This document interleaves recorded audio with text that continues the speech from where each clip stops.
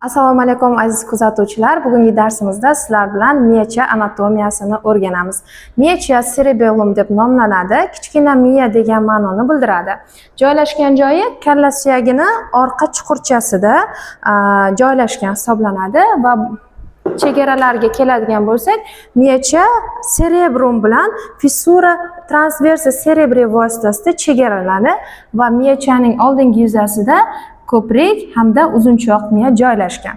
Miya embrional rivojlanish davrida miya pufaklaridan biridan hosil bo'ladi. Ularni yana bir eslab olsak, embrion rivojlanishning 3-haftasida 3 pufakli miya davri bo'lardi va orqa miya medulla spinalis rivojlangan edi. Xo'p, 3 pufakli miya davrining eng yuqorisi demak prozencefalon, mezencefalon va rombencefalon edi. Demak, keyingi 5-haftasiga kelib prozencefalon ikkita pufakka ajralardi. Ulardan yarim sharlar va oraliq miya hosil bo'lardi. Mezencefalon o'zi o'zgarishsiz qoladi va rombencefalon yana ikkita pufakka aylanardi. Xo'p, va orqa miya. Demak, rombencefalondan hosil bo'lgan pufaklarning pastkisidan, ya'ni miyenencefalondan uzunchoq miya paydo bo'ladi. U medulla oblongata deb nomlanardi. Xo'p, rombencefalonning yuqorgi pufagi metencefalon hisoblanadi va uning oldingi qismidan o'tgan darsda o'tgan miya ko'prigi pons va orqa yuzasidan esa cerebellum rivojlanadi. O'sha uchun ham cerebellum ponsni orqa yuzasida joylashgan. Xo'p, o'lchamlarga keladigan bo'lsak, katta odamda o'rtacha gorizontal o'lchami 9-10 cm ga teng. Old orqa o'lchami esa 3-4 cm ga teng. Miyachani og'irligi katta odamda 120-150 grammga teng deb aytamiz. Demak, miyacha 3 juft oyoqchalari yordamida miya ustuni bilan tutashib turadi. Uning yuqorgi oyoqchasi pedunculus cerebellaris superior deyiladi. U o'rta miya bilan miyachani bog'lab turadi va bu yerdan tractus spinocerebellaris anterior yo'llari o'tadi, ya'ni oldingi orqa miya bilan miyachani bog'lab turuvchi yo'llar. Xo'p, miyachani ikkinchi oyoqchasi demak pedunculus cerebellaris medius deb nomlanadi va bu ko'prikni ikki yon tomonidan miyacha bilan tutashtiruvchi oyoqchasi edi. Bu yerdan pontocerebellar yo'llar o'tadi. Tractus pontocerebellus deyiladi. Xo'p, cerebellum deyiladi. Xo'p, miyachani pastki oyoqchasi esa bu pedunculus cerebellaris inferior hisoblanadi va bu yerdan tractus spinocerebellaris posterior yo'llari o'tadi, ya'ni orqa miyacha yo'llari o'tadi. Xo'p, miyachani endi xuddi bosh miya singari yarim sharlari mavjud. Tuzilishga keladigan bo'lsak, ularni o'chirib tashlayman. Xo'p, miyacha ham xuddi bosh miya singari yarim sharlardan tashkil topgan. O'ng va chap yarim shar. Bosh miyada bizda o'ng va chap yarim sharni fissura ajratib turardi. Fissura longitudinalis cerebri ajratib turardi. Miyachada esa o'ng va chap yarim sharni miyacha chuvalchanga ajratib turadi, ya'ni vermis cerebri. Bu vermis cerebelli, bu yarim sharlar gemisfera cerebelli deb nomlanadi. Demak, miyacha chuvalchangi va miyacha yarim sharlar, o'ng va chap va o'ng yarim sharlari. Xo'p, endi miyachada ham miyadagi singari lobuslar bor, ya'ni bo'laklar mavjud. Miyacha bo'lakchalari, bular demak fissura prima yordamida,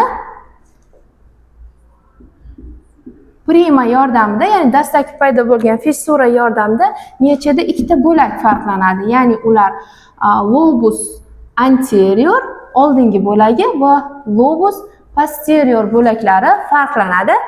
Xo'p, lobus posterior bo'lagini o'zidan yana bitta fissura o'tgan. Bu gorizontal fissura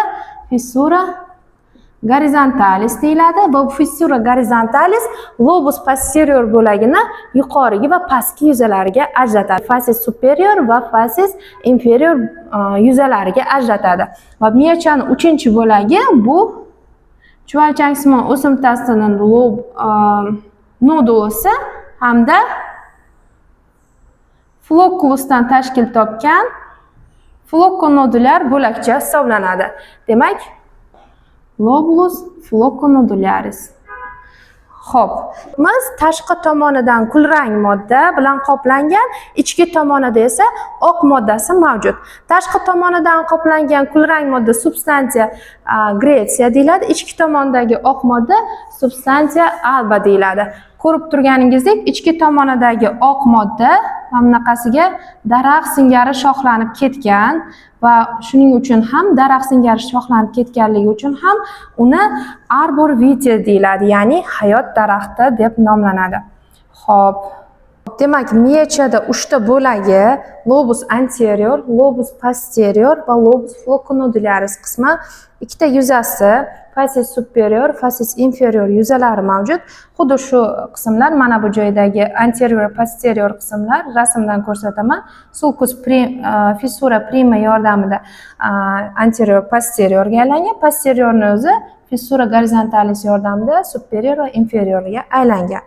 Xo'p, biza miyachani bosh miyaga o'xshaydi deb aytdik. Unda ham kulrang modda, oq modda bor dedik. Endi tashqi ko'rinishiga qarasak, miyachada xuddi bosh miyadagi sulkuslar uni girus pushtalariga ajratgani singari miyachada parallel gorizontal yo'nalishda yo'nalgan tirqishlar mavjud, fissuralar mavjud. Bu fissuralar chuvalchang sohasidan ham uzilishsiz ikkinchi yarim sharga o'tib ketadi va ularning orasida, demak, fissura horizontalis cerebellilar deb nomlaymiz buni va ularning orasida joylashgan miyacha varoqlarini ko'rishimiz mumkin, ya'ni folia cerebellarislarni ko'rishimiz mumkin.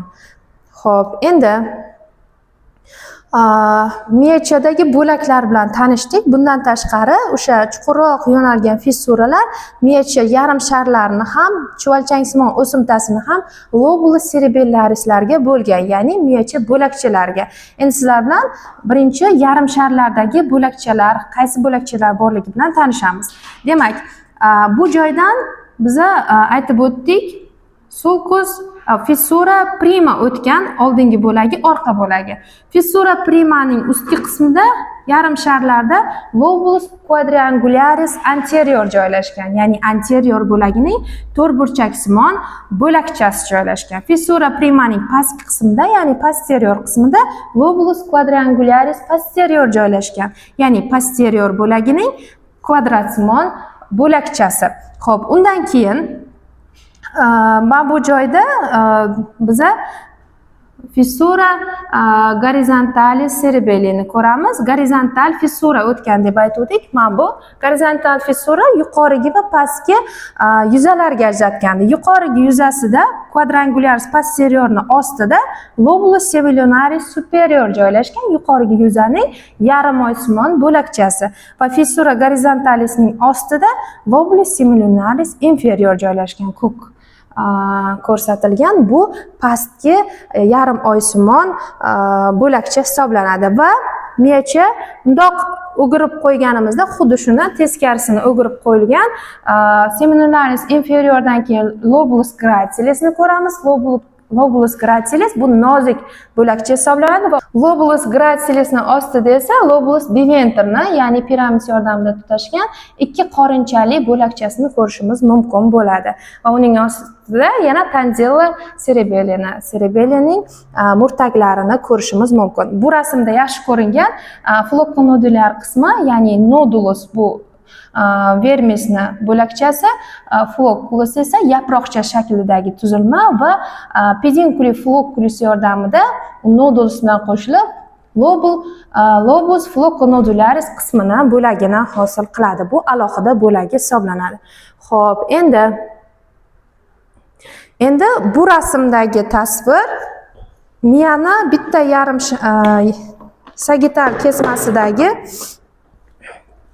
mana bu tasvir miyani sagital kesmasidagi miyachaning vermisini alohida bo'lakchalar tasvirlangan. Dastlab aytib o'tdik, miyacha yarim sharlari alohida bo'lakchalardan iborat va chuvalchangi ham alohida bo'lakchalardan iborat. Demak, chuvalchang qismidan shundoq kesilib, bir qismi doskada tasvirlangan.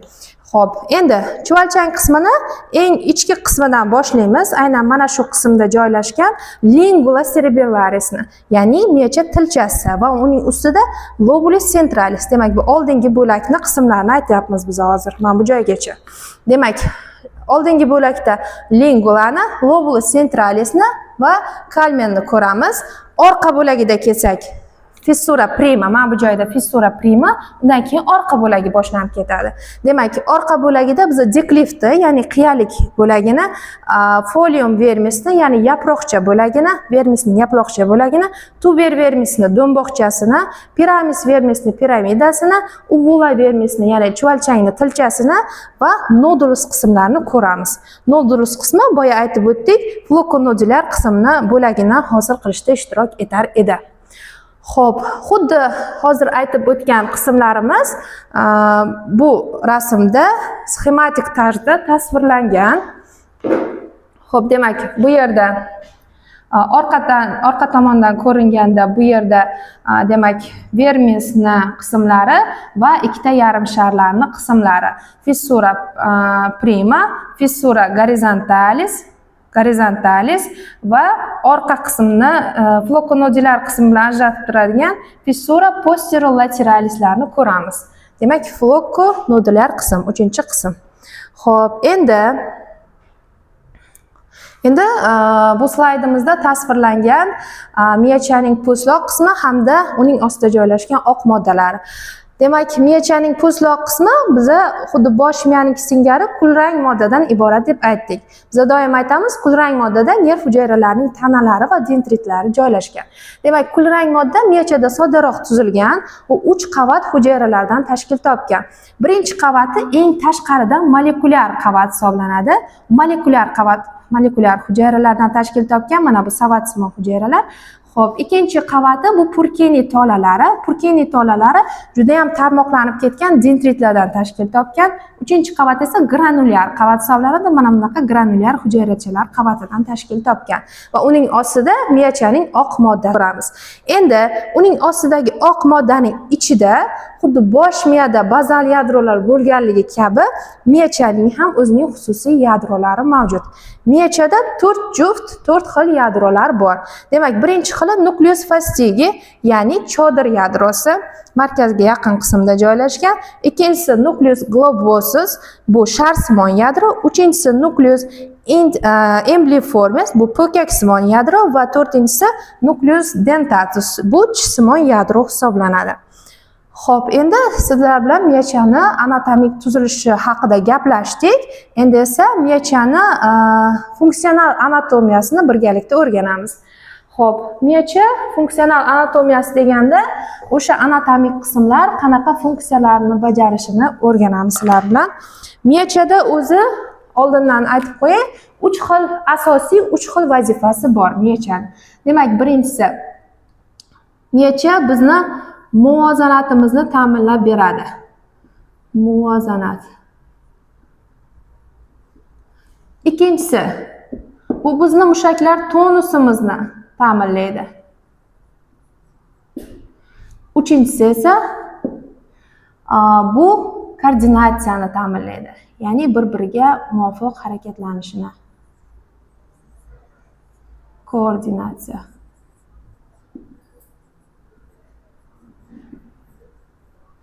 Xo'p, endi birinchi, miyachani orqa tomondagi tuzilishini chizib olsam. Xo'p, endi uni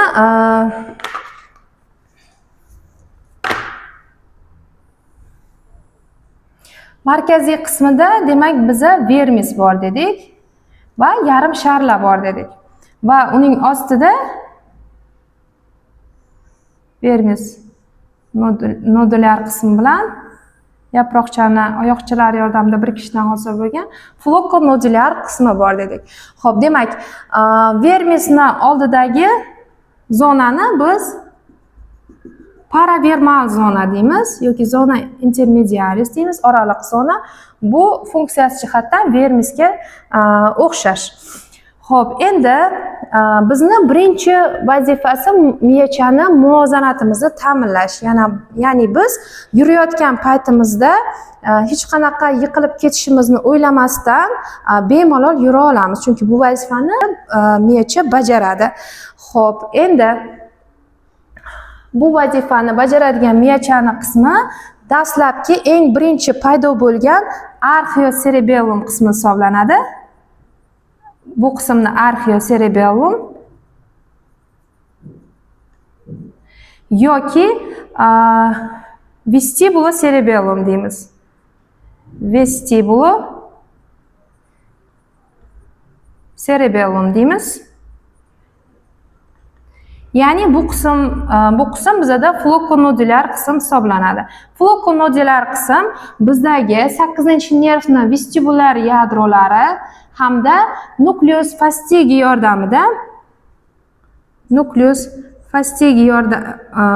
yordamida bizni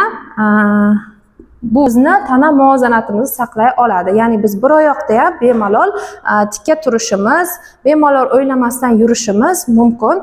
Shu vazifani eng dastlabki paydo bo'lgan miyachaning qismi flokonodulyar qismi bajaradi. Bu qismni arxiocerebellum deyilishiga sabab bu qism eng dastlabki paydo bo'lgan qismi va bu qism hayvonlarda ham mavjud, ya'ni ular ham muvozanatini saqlay oladi. Ikkinchi qism bu spinocerebellum qismi yoki poliocerebellum deyiladi. Demak, spinocerebellum qismi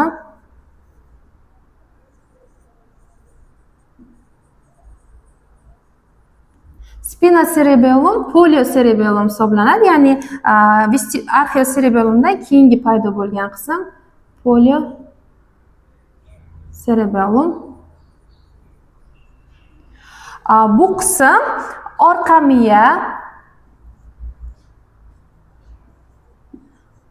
miya bilan va nucleus globosus va embryoformislar bilan birgalikda ishlaydi. Bu qismning vazifasi mushaklar tonusini ta'minlash deyildi. Mushaklar tonusini ta'minlashi qanaqa? Ma'lum bir harakatni bajarayotgan paytimiz bizni mushaklarimiz har qanaqa o'sha bir guruh mushaklarimizni yoki butun tanamiz mushaklari bir-biriga muvofiq ravishda ishlaydi. Masalan, yurayotgan paytimiz qaysidir mushaklarimiz bo'shashadi, qaysidir mushaklarimiz qisqaradi. Yoki bo'lmasa, yana bir yorqin misol, bosh miyamiz tomonidan qanaqadir buyruq berilgan paytida, masalan, krujkani stoldan olishim kerak degan buyrug'i berilgan paytda biz qo'limizni qaysidir mushaklarni bo'shashtirib, qaysidirini qisqartirib, o'sha ma'lum bir tonus bilan borib uni olamiz. Ya'ni bosh miya berayotgan paytda shu buyruqni albatta miyacha bilan maslahatlashib, keyin u buyruq beriladi. Maslahatlashib berilgan paytida qancha masofada turgani, qanaqa borishi shunda aniq bo'ladi. Ya'ni biz krujkani olayotgan paytimiz partaga qo'limiz qattiq tegib ham ketmaydi yoki krujkagacha yetib bormasdan ham qolmaydi. Xo'p, endi va bu qismni o'zi yana alohida tanamizni alohida qismlaridan informatsiya yuborish xususiyatiga ega bo'ladi qismlariga. Ya'ni yuqorida joylashgan mana bu vermis va paravermal sohaning yuqorida joylashgan qismlarini pastida tanamizni pastki qismi ko'zlarimiz, tanamiz, qo'limiz, oyoqlarimiz. Pastki qismda esa boshqacha ketadi. Ya'ni bosh, qo'llar, oyoqlar. Bu yoqda ham shunaqa. Ya'ni teskari odamchalar. Gomunculus ikki xilda joylashgan hisoblanadi. Ya'ni vermal va paravermal sohalar, demak, tonusga javob bersa, uning yuqorgi qismida pastki boshimizni va gavdamizni teskari odamcha shaklda bosh va gavdani ta'minlovchi mushaklar vermal sohada, oyoq qo'llarimizni ta'minlovchi esa paravermal sohalarda joylashgan. Pastki qismida esa xuddi shuna teskarisi hisoblanadi. Ya'ni bu yoqda ikkala qo'l ikkala tarafda joylashgan bo'lsa, bu yoqda bir taraflarda joylashgan hisoblanadi. Xo'p, endi uchinchi qismi esa, uchinchi vazifasi bu koordinatsiya deb aytib o'tdik. Koordinatsiya vazifasini neocerebellum bajaradi. Ya'ni bu yana bir nomi cerebrocerebellum.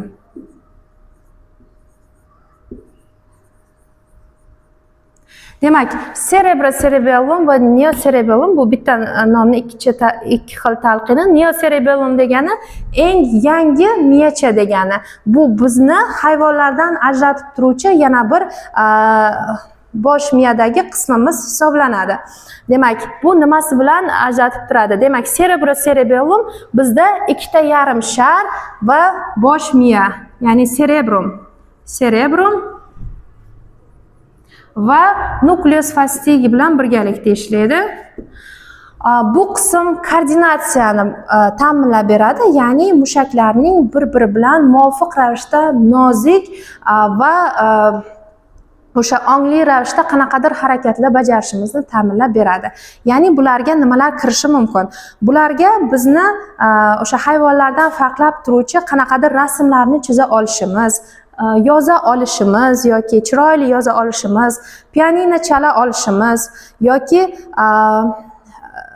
yana naqqoshlik ishlari yoki soatsozlik ishlarini, nozik kichik harakatlarni mohirona darajada bajara olishimizni neocerebellum qismi ta'minlaydi. Masalan, raqqosalarda o'sha juda ham yaxshi rivojlangan bo'ladi, ya'ni mushaklar bir-biri bilan muvofiq ravishda qanaqadir chiroyli harakatlarni keltirib chiqaradi.